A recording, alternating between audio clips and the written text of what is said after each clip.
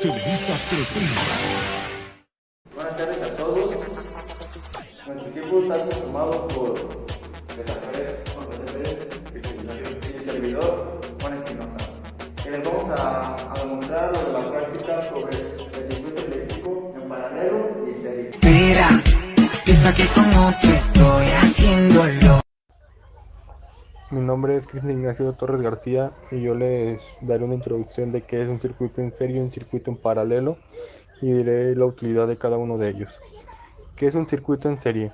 Se llama circuito en serie a un tipo de circuito eléctrico provisto de un único camino para la corriente, que debe alcanzar a todos los bordes o terminales conectados en la red de manera sucesiva, es decir, uno detrás de otro, conectando sus puntos de salida con el de entrada del siguiente. ¿Qué es un circuito en paralelo?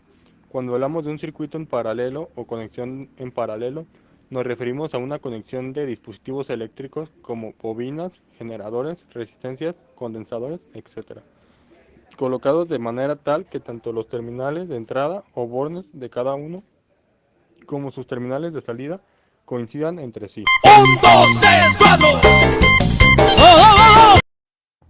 Bueno, los materiales que vamos a utilizar serán un protoboard, cable DuPont, 5 LEDs ultrabrillantes, una resistencia de 220 ohms y un multímetro.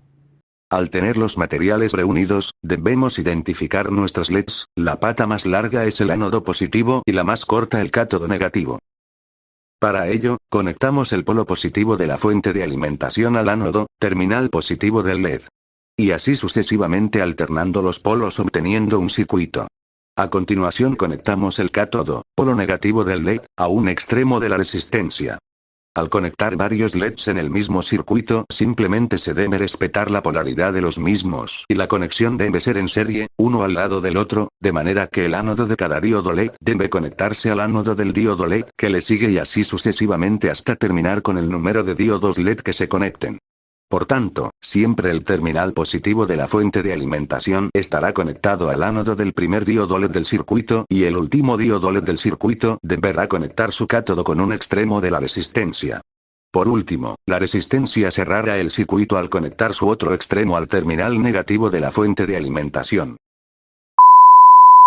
A continuación, les vamos a presentar una simulación de nuestro circuito. No está completo porque tuvimos fallas para crearlo, ya que no nos dejó utilizar el software. Después de armar el circuito, procedimos a medir el voltaje y la corriente de nuestro circuito.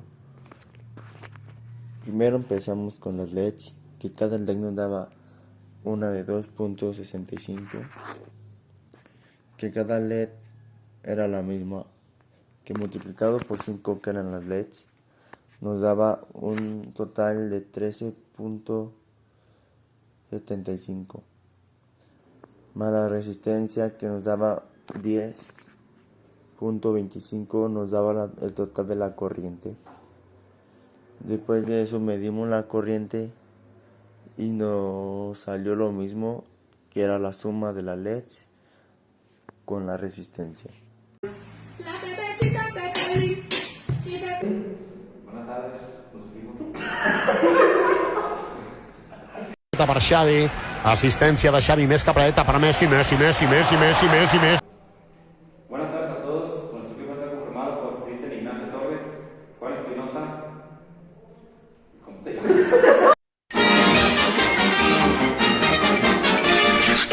Eso es todo, amigos.